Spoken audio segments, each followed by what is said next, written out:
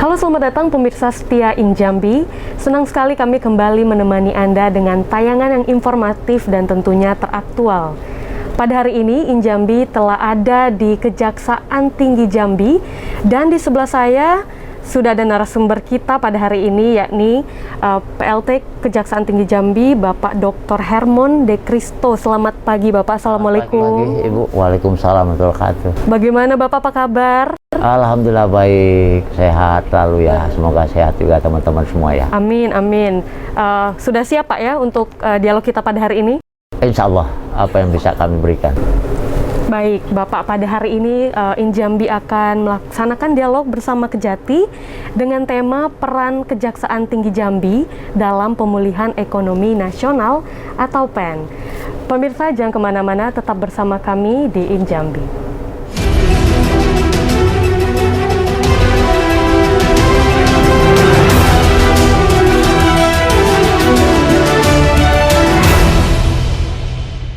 Presiden Joko Widodo melalui Musyawarah Perencanaan Pembangunan Nasional atau Musrembang tahun 2021 Mei lalu menyatakan bahwa rencana kerja pemerintah di tahun 2002 mendatang akan mengusung tema pemulihan ekonomi dan reformasi struktural.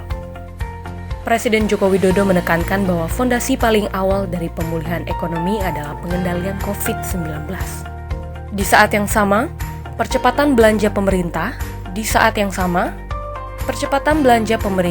terutama berbagai bentuk bantuan sosial, padat karya, serta mendorong belanja masyarakat perlu terus dilakukan. Presiden Joko Widodo juga memprioritaskan 5 hal yang menjadi area fokus bagi program reformasi struktural, yakni pembangunan SDM, pembangunan infrastruktur, deregulasi, debirokratisasi, dan mentransformasikan ekonomi.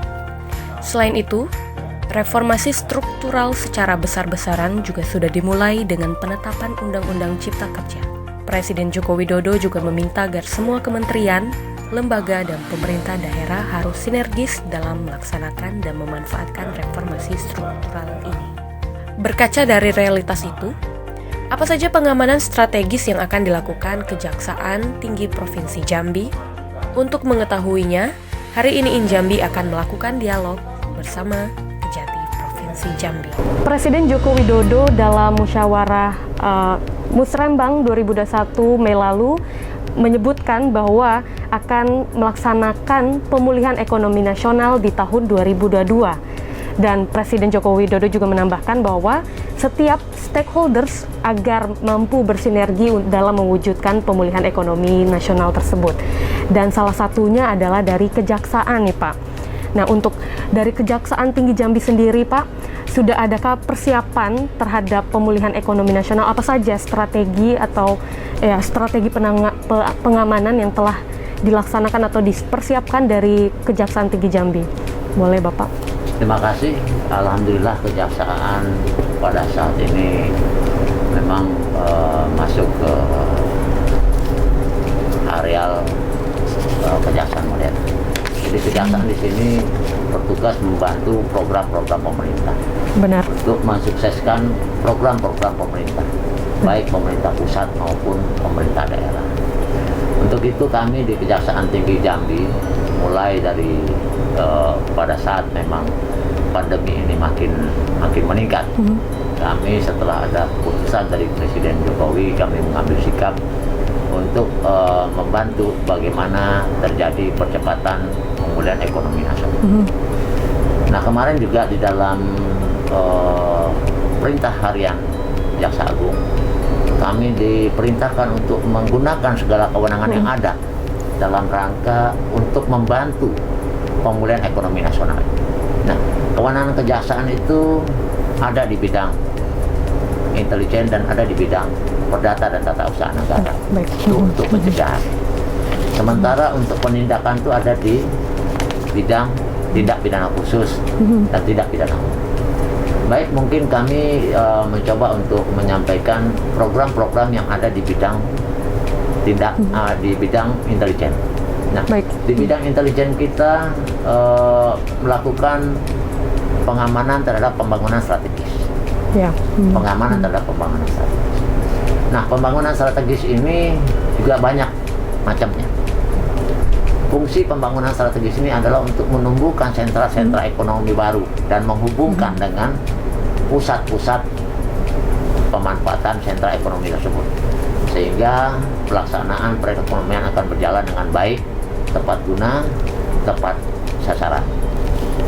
Nah, di dalam pengamanan pembangunan strategis di program pemulihan ekonomi nasional ini, bidang intelijen melakukan pengamanan terhadap pelaksanaan infrastruktur, pembangunan infrastruktur dalam rangka untuk menumbuhkan sentra-sentra ekonomi yang ada di daerah-daerah terpencil.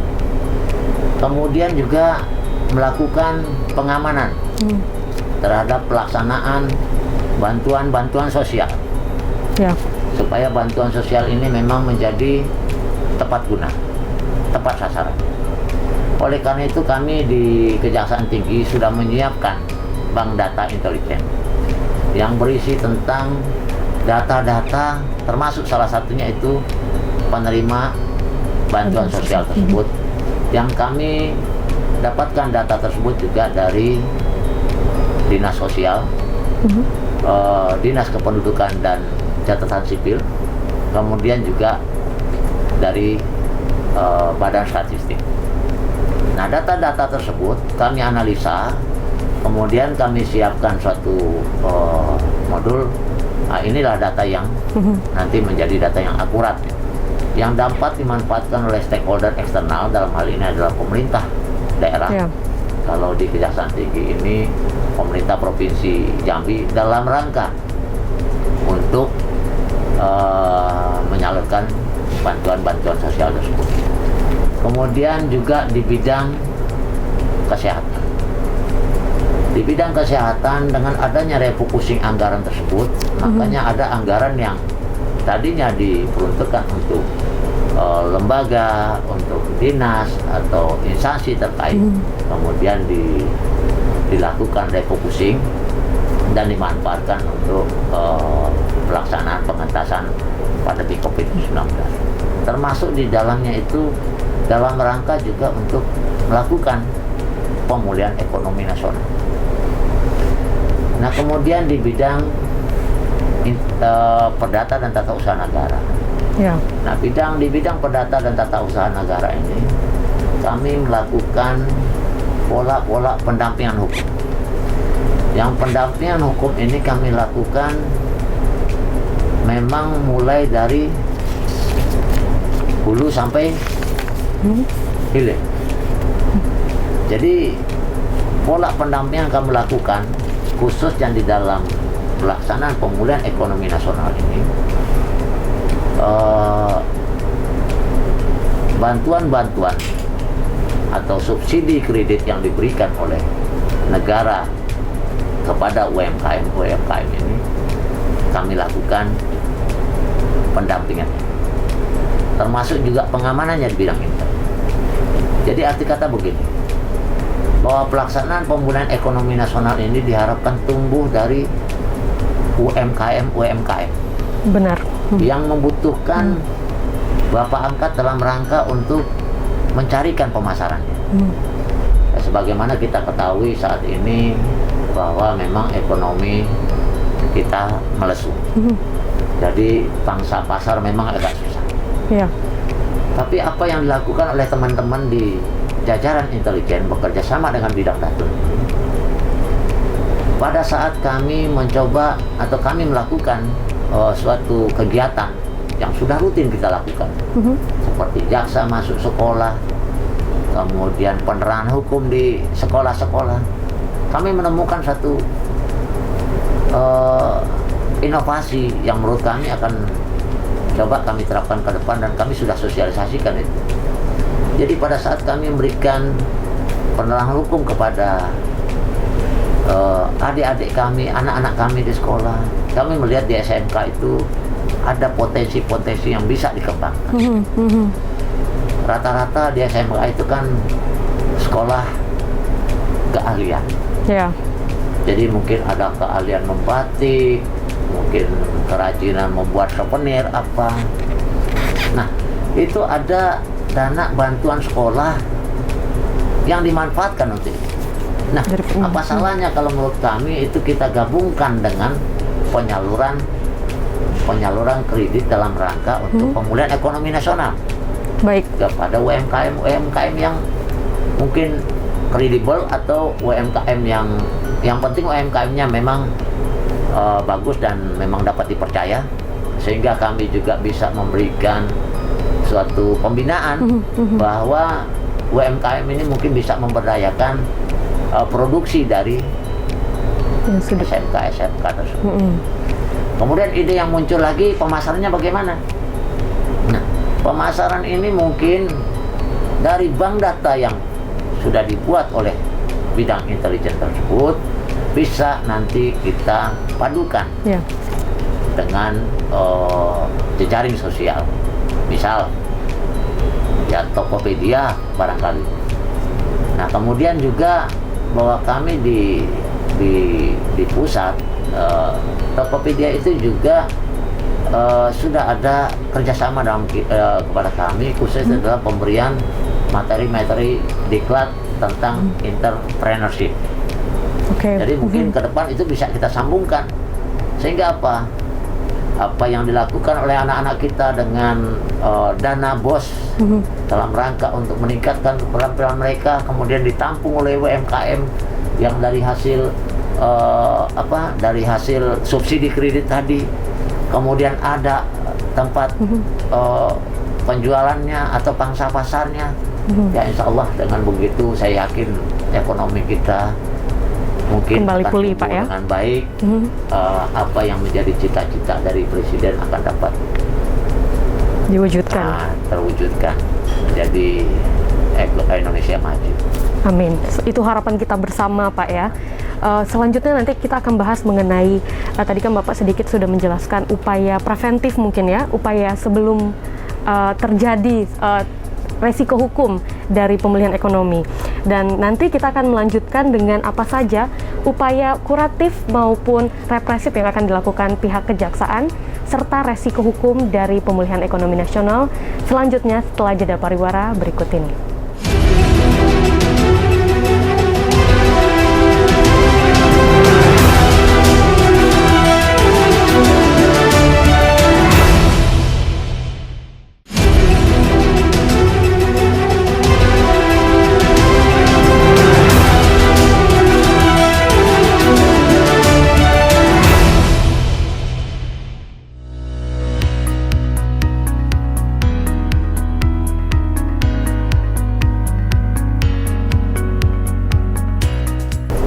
Dari Kejaksaan Tinggi Jambi kami kembali menyapa pemirsa di rumah, dan seperti yang dijanjikan pada segmen sebelumnya bahwa pada segmen kali ini kami akan membahas upaya apa saja dalam bentuk represif dan kuratif yang akan dilakukan Kejaksaan Tinggi Jambi terkait pemulihan ekonomi nasional dan apa saja resiko hukum yang akan terjadi dengan adanya program pemulihan ekonomi nasional ini. Baik Bapak, mungkin kita bahas terkait resiko hukum terlebih dahulu, Pak. Tentunya setiap ada program, pastinya akan ada resiko hukumnya. Dalam pemulihan ekonomi nasional ini, Pak, kira-kira apa nih resiko hukum yang harus kita antisipasi dalam menghadapinya, Pak? Terima kasih. Dalam suatu perbuatan, pasti ada sebab dan pasti ada akibat. Benar. Termasuk juga di dalam pelaksanaan program. Namun kami yakin dan kami percaya dengan pelaksanaan program pemerintah tersebut yang dikawal oleh aparat penegak hukum, yang dilakukan pendampingan oleh aparat penegak hukum, hal tersebut akan dapat meminimalisir terjadinya penyimpangan. Baik. Nah, hal itu sudah kita lakukan. Salah satu contoh mungkin tidak bisa kami sampaikan stakeholder kami, tapi ada memang stakeholder kami yang pada saat kami ajak itu kemudian mungkin terjadi miskomunikasi sehingga merasa bahwa kejaksaan ini nanti akan mencari-cari. Padahal maksud dan tujuan kami sesuai dengan arahan pimpinan, kita membantu, kita mendorong terjadinya percepatan pemulihan ekonomi nasional. Jadi pada saat kami mengajak itu malah bahkan mereka menyampaikan harus bersurat minta data. Padahal yang kita minta itu adalah pelaksanaan penyaluran subsidi yang mereka lakukan kepada masyarakat yang harus dikawal didampingi oleh kejaksaan. Transparansinya berarti Pak ya. Makanya kami di Kejaksaan Tinggi Jambi ini alhamdulillah sudah menyiapkan suatu sistem informasi. Sistem informasi manajemen yang kami namakan SIM kecepatan top.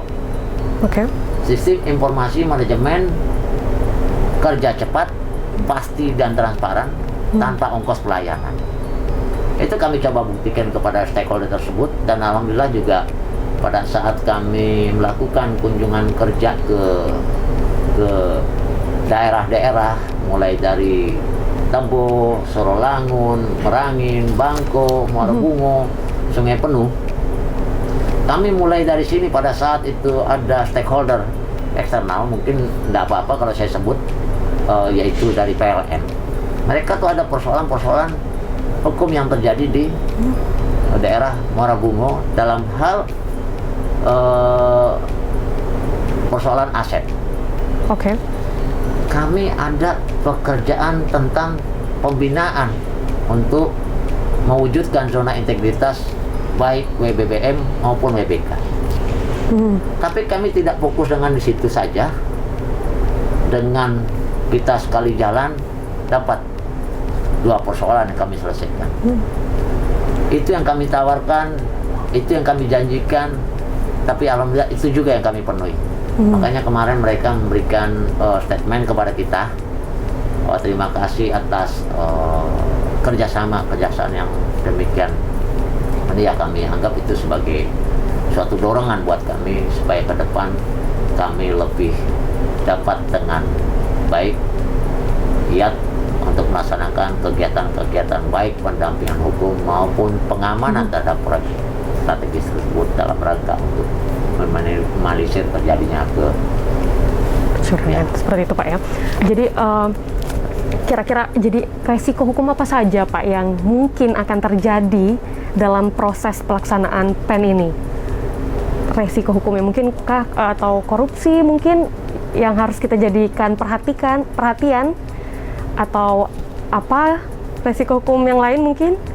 Ya, memang kalau ada gula memang ada semut. Kita tidak memungkiri itu. Ada gula pasti ada semut. Makanya kadang-kadang korupsi itu kan karena kesempatan. Mungkin karena ada kesempatan, makanya mungkin timbul. Nanti ada niat-niat jahat dari seseorang untuk mengambil keuntungan pribadi dalam rangka pelaksanaan program-program pemulihan ekonomi nasional itu. Makanya juga Presiden sebagai baik kepala negara maupun kepala pemerintahan memerintahkan kepada jajarannya untuk melakukan pengawalan, pengamanan, pendampingan terhadap hal tersebut. Sehingga apa? Sehingga yang subsidi atau uang-uang yang tadi dimanfaatkan, yang mestinya dapat dimanfaatkan buat masyarakat dalam rangka untuk meningkatkan kesejahteraan mereka, dapat terkawal dengan baik. Benar.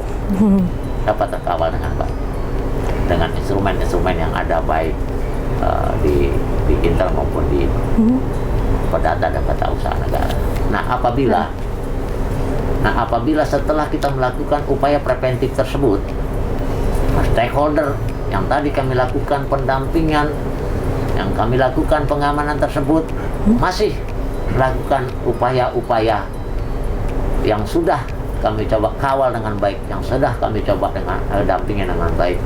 Perhatikan, kita harus juga dapat memberikan suatu pembelajaran. Benar. Tapi tetap kita lebih mengedepankan upaya-upaya hukum preventif. Benar. Maksudnya begini.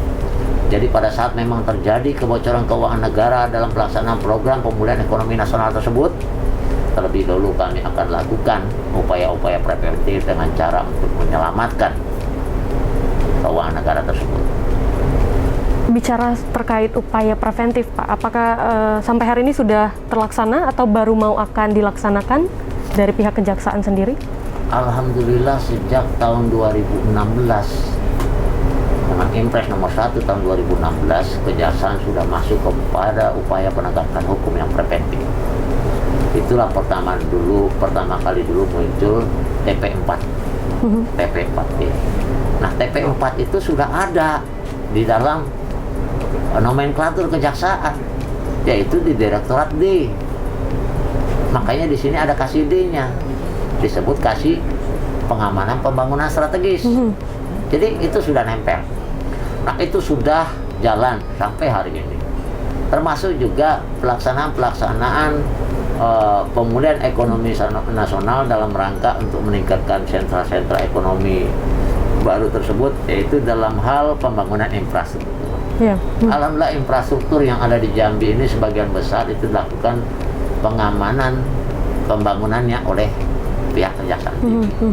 Baik itu yang ada di Serolangun, di Bungo, maupun yang ada di wilayah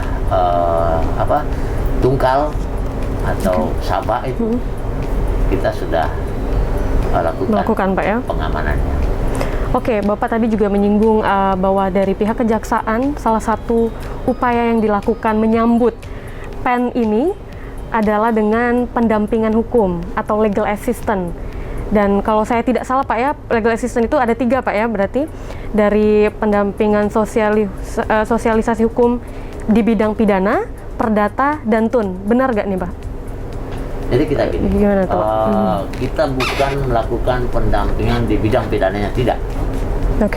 Jadi semua aspek-aspek hukum yang berkenaan dengan itu kita lakukan pendampingan. Kemudian terakhir, dari pelaksanaan pendampingan hukum tersebut, kita juga melakukan audit hukum. Arti kata apa? Bahwa pelaksanaan itu telah didampingin dengan produk-produk hukum yang ada, kemudian kita lakukan audit hukumnya. Apakah pendampingan tersebut yang kita lakukan dengan ketentuan peraturan ini masih tidak tepat atau bagaimana? Nah, pada saat kita lakukan audit hukum tersebut, maka kita bisa menemukan formula-formula yang baik dan pas untuk pelaksanaan program tersebut. Jadi selain kita melakukan pola dengan pendampingan hukum itu, terakhir kita bisa lakukan audit hukum terhadap pendampingan hukum yang kita lakukan. Baik. Jadi ada balancingnya, ada korektifnya, ada korektif. Pendampingan hukum sendiri Pak itu dalam bentuk sosialisasi kah atau seperti apa Pak pendampingan hukum ini? Kalau kita tidak melakukan dalam bentuk sosialisasi, tapi memang langsung antara stakeholder itu berkumpul bersama, melakukan diskusi bersama, menyiapkan bahan secara bersama. Jadi ini bukan diskusi. Ini bukan bentuk diskusi seperti biasa, tidak. Tapi memang mencari persoalan-persoalan, memecahkan persoalan-persoalan hukum yang ada. Jadi pendampingan ini dilakukan secara terus-menerus terhadap satu kegiatan, mulai dari awal hingga akhir. Jadi tidak ada celah mestinya untuk melakukan suatu perbuatan pelanggaran, kecuali memang sudah disusun sedemikian rupa sehingga kita luput mengamatinya. Tapi di situ ada seksi intelijen yang tugasnya surveillance. Jadi dia bisa mengamati, bisa menyelidiki, bahkan dia bisa melakukan upaya penyelidikan dalam rangka apa? Mencegah jangan sampai terjadi tindak pidana itu. Baik Bapak, kita tahan dulu Pak. Nanti akan kita lanjutkan setelah jeda pariwara berikut ini.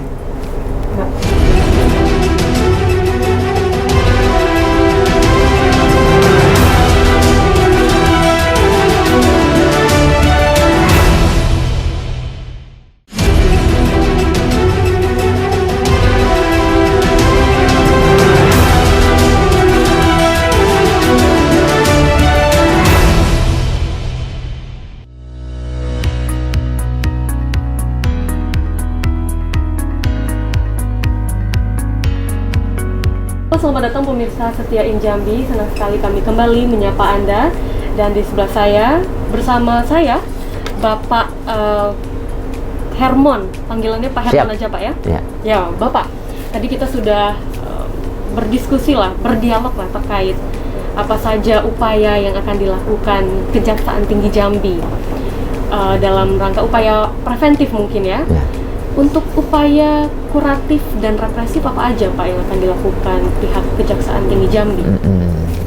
Itulah pada saat memang kita sudah melakukan suatu kegiatan pembinaan melalui program baik pendampingan hukum maupun pertimbangan hukum, kemudian melalui bidang Intel melakukan pengamanan terhadap pembangunan strategis tersebut. Apabila memang masih ada pihak-pihak yang dengan sengaja berusaha mengambil kesempatan di tengah masa-masa pandemi ini, ya kita juga tidak segan-segan untuk melakukan upaya penindakan. Makanya pada saat kita melakukan baik itu pendampingan hukum maupun pengamanan yang dilakukan oleh bidang Intel ini, kita selalu melibatkan 3 stakeholder itu internal kita, yaitu bidang intelijen, bidang perdata dan tata usaha negara, dan bidang PISUS. Jadi bidang PISUS ini upaya terakhir, ultimum remedium. Pemidanaan itu adalah upaya terakhir. Final pokoknya. Final. Jadi karena kami melihat selama ini begini, pada saat kita melakukan penindakan terhadap satu pelaksanaan pekerjaan, kemudian malah pekerjaan itu menjadi terbengkalai, tidak selesai, sehingga tidak ada manfaatnya untuk masyarakat. Makanya di dalam pelaksanaan ini kami coba mencari atau melakukan inovasi-inovasi dalam rangka untuk mencari satu formula yang pas, sehingga apa? Pelaksanaan penegakan hukum tetap berjalan, tapi manfaat dari pelaksanaan kegiatan itu juga dapat dimanfaatkan oleh masyarakat. Jangan sampai nanti kita melakukan penindakan hukum, tapi objek perkaranya malah tidak dapat dimanfaatkan oleh masyarakat, dan itu banyak terjadi kok. Itu banyak terjadi. Nah, kami berharap ke depan bahwa apapun yang telah kami lakukan, kami mohon juga dari pemirsa, dari LSM, dari masyarakat, dari media cetak, elektronik, itu dapat memberikan masukan kepada kami dalam rangka untuk perbaikan kami ke depan. Sehingga apa? Sehingga kita punya langkah-langkah strategis dalam rangka untuk apa? Mengantisipasi, dalam rangka untuk melaksanakan kegiatan-kegiatan ini sehingga betul-betul tepat mutu, tepat guna, tepat waktu, tepat mutu, dan tepat sasaran, sehingga manfaatnya ada. Jadi hukum itu harus sejalan semuanya, jangan hanya keadilan, kepastian, tapi manfaatnya nggak ada. Karena tujuan mendirikan negara ini adalah mensejahterakan rakyat. Untuk menjaga itu, maka didirikanlah hukum, diciptakanlah hukum dalam menjaga, untuk menjaga agar tujuan pemerintah atau tujuan pendirian negara ini dapat tercapai.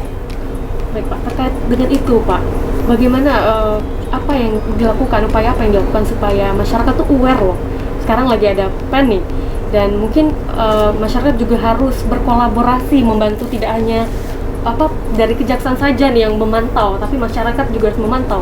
Bagaimana Pak upaya yang dapat dilakukan untuk membuat masyarakat itu aware terhadap hal tersebut? Itulah kadang-kadang kalau ya ini terima kasih sekali ya, JEK TV betul-betul dapat menjadi jembatan kami kepada masyarakat. Kami sangat jarang sekali sih bahwa apa yang dilakukan oleh kejaksaan ini diliput oleh teman-teman media, terkecuali memang ada perkara-perkara yang menarik. Banyak yang dilakukan oleh kejaksaan ini. Tidak hanya itu. Kenapa? Kejaksaan ini melakukan deteksi dini, pencegahan di bidang ideologi, politik, ekonomi, sosial, budaya, pertahanan dan keamanan. Pada saat ada pilkada, kami setiap saat melakukan pengamanan. Kami melaporkan setiap saat. Pada saat ada terjadi karhutla, kami melaporkan setiap saat. Dan itu memang diperintahkan oleh pimpinan sesuai dengan tugas dan fungsinya. Itu fungsi kami.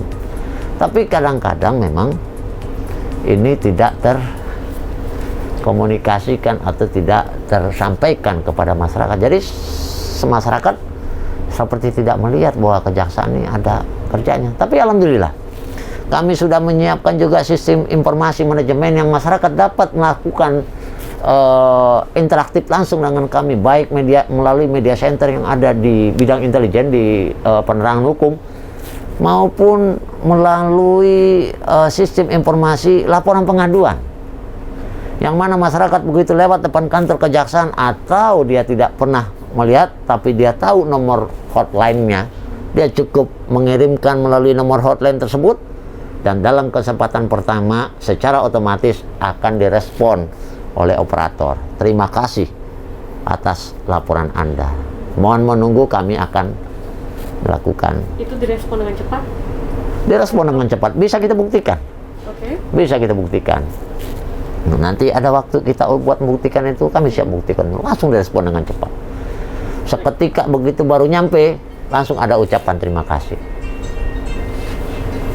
Pak, pemulihan ekonomi nasional ini kan sebenarnya program tahun lalu yang diteruskan lagi tahun ini dan tahun ke depan. Lalu ada nggak nih Pak laporan terkait kebocoran atau kecurangan yang dilakukan selama program ini? Sudah ada nggak sih Pak? Kalau masalah pelaporan sudah barang tentu banyak. Kenapa? Setiap ada kegiatan pasti juga ada yang ya kita bagaimana kita mempunyai positive thinking dulu lah.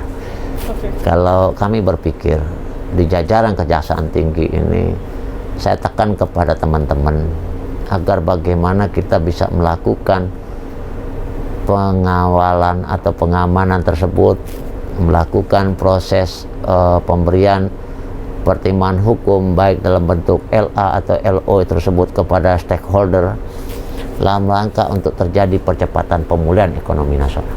Makanya apabila terjadi memang muncul ada persoalan, ya lebih baik dicegah dulu, diselamatkan dulu uangnya, sehingga masih bisa dimanfaatkan buat masyarakat.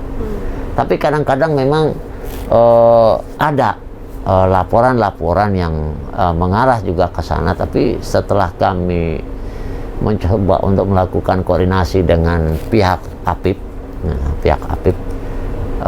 itu alhamdulillah juga pelaksanaan pekerjaan tersebut dapat kita koordinasikan dengan baik.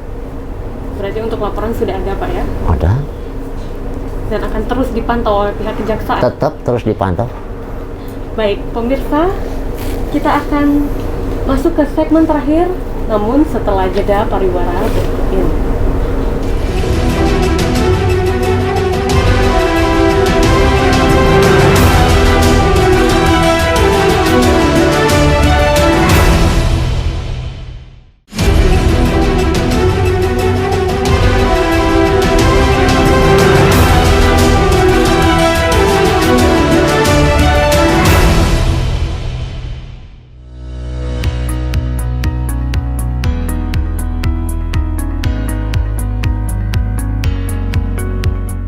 Baik, selamat datang kembali pemirsa STN Jambi, dan pada saat ini kita sudah berada di segmen terakhir, dan Bapak mungkin kita bisa masuk ke closing statement lah Pak, atau mungkin harapan supaya pemulihan ekonomi nasional ini bisa berjalan dengan baik, dan apa saja upaya dan peran, mungkin tadi sudah disinggung sedikit, tapi boleh dijelaskan lebih detail lagi peran dari Kejaksaan Tinggi dalam mendukung pemulihan ekonomi nasional ini Pak. Kami dari Kejaksaan Tinggi Jambi dan Kejaksaan pada umumnya siap membantu pemerintah dalam rangka untuk terjadinya pemulihan ekonomi nasional.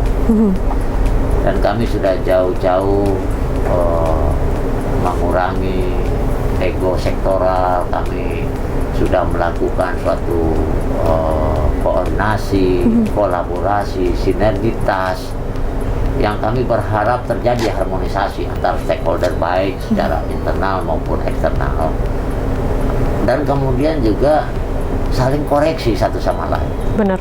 Jadi kita ini bekerja secara bersama, itu keroyokan, memang demi bangsa dan negara ini. Kita nggak mau negara ini terpuruk dari sisi ekonomi setelah terjadi pandemi COVID-19 ini. Kasihan generasi kita selanjutnya. Mari kita menjaga bersama-sama, mari kita kawal bersama-sama, baik berupa dana maupun berupa bantuan hibah apapun namanya dalam rangka untuk pengentasan COVID-19, kemudian dalam rangka pemulihan ekonomi nasional. Mari kita saling percaya satu sama lain dan jangan kita bekerja sendiri-sendiri, karena itu tidak mungkin bisa kita lakukan. Baik, poin yang paling penting adalah saling berkolaborasi dan saling bersinergi, Pak ya.